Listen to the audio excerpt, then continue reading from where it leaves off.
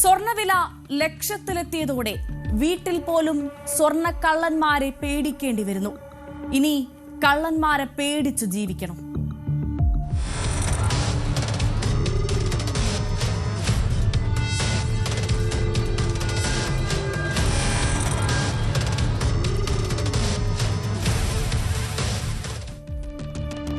മലപ്പുറം വണ്ടൂരിൽ 63-കാരിക്ക് നഷ്ടമായത് 2 പവൻ.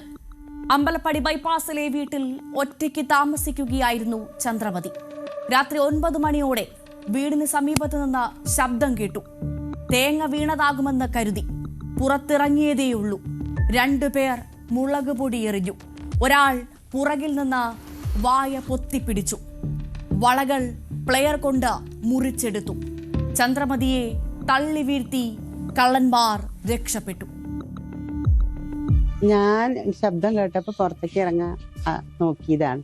വാതിൽ തുറന്നോടുകൂടി 2-3 ആളെ നമ്മളെ വീട്ടിൻ്റെ ഉള്ളിലേക്ക് തള്ളി കയറി. പിന്നെ പിടിച്ച് വായും മൂക്കൊക്കെ പൊത്തി പിടിച്ച് കയ്യുമ്മലുള്ള വളയൊക്കെ ഊരി അവർ പോയി പൊട്ടിച്ചെടുത്തു. കഴുത്തിൽ തപ്പിയൊന്നും കിട്ടിയില്ല. കാതിലത്തത് ഒരു ശ്രദ്ധിച്ചിട്ടുണ്ടാവില്ലായിരിക്കും. ആ പ്ലെയറിൻ്റെ ഒക്കെ മാതിരി ഒരു ശബ്ദം ഉണ്ടാവില്ലേ, അങ്ങനെ കിടിയും 2 ശബ്ദം ഉണ്ടായി. അതെന്താണെന്നൊന്നും എനിക്കറിയില്ല. അത്രയേ ഉള്ളൂ.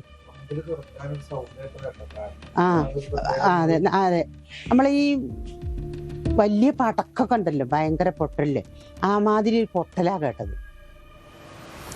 63-കാരിയായ ചന്ദ്രമതിയുടെ പ്രതികരണമാണ് ഇപ്പോൾ പ്രേക്ഷകർ കേട്ടത്. ഈ 3 പ്രതികളും 3 കള്ളന്മാരും എത്തിയത് മുഖം മൂടി ധരിച്ചാണ്. നാട്ടുകാരും പോലീസും പ്രതികൾക്കായി തിരച്ചിൽ നടത്തി. പക്ഷേ മോഷ്ടാക്കളെ എങ്ങും കണ്ടെത്താനായില്ല.